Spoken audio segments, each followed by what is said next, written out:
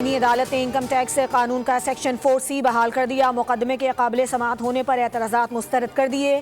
آئینی عدالت نے سپر ٹیکس کیس کا فیصلہ سنا دیا۔ فیصلے میں قرارداد یا پارلیمنٹ آمدن پر ٹیکس لگانے کا اختیار رکھتی ہے۔ 300 بلین روپے سے زائد سالانہ منافع کمانے والوں پر 5% اضافی سپر ٹیکس عائد کیا گیا تھا۔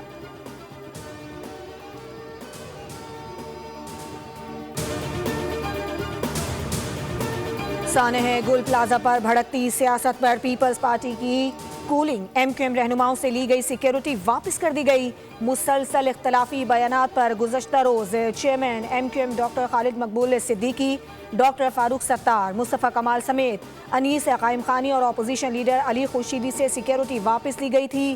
ایم کیو ایم رہنماؤں نے معاملے پر آج ہنگامی پریس کانفرنس طلب کر رکھی ہے۔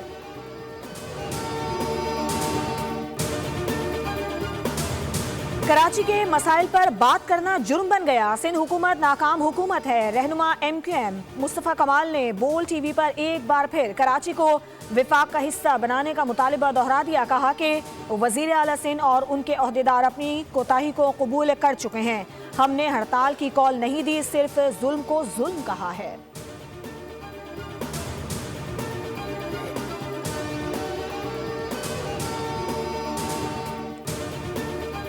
ایک سیاستدان کو 10 اہلکاروں کی سیکیورٹی دے رکھی ہے۔ سیکیورٹی واپس لینے کا رونا ایم کیو ایم کا سیاسی وار ہے۔ شرجیل میمن نے مصطفیٰ کمال کی شکایت کا جواب دے دیا۔ کہا کہ کیا سانحہ گل پلازہ پر حکومت کے ساتھ مل کر کام کرنے کے بجائے الزامات کی سیاست شروع کرنا اچھا ہے؟ ایم کیو ایم والے ناکام ہو چکے ہیں، منفی پروپیگنڈا بند کریں۔ شہر کو قبرستان بنانے والی جماعت ایم کیو ایم ہے۔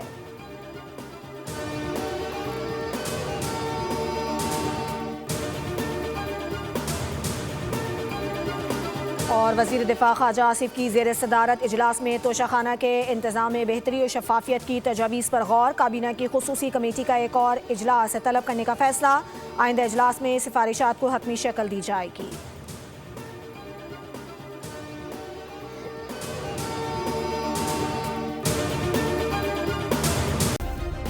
سبسکرائب کریں اور بیل دبائیں تاکہ کوئی خبر رہ نہ جائے۔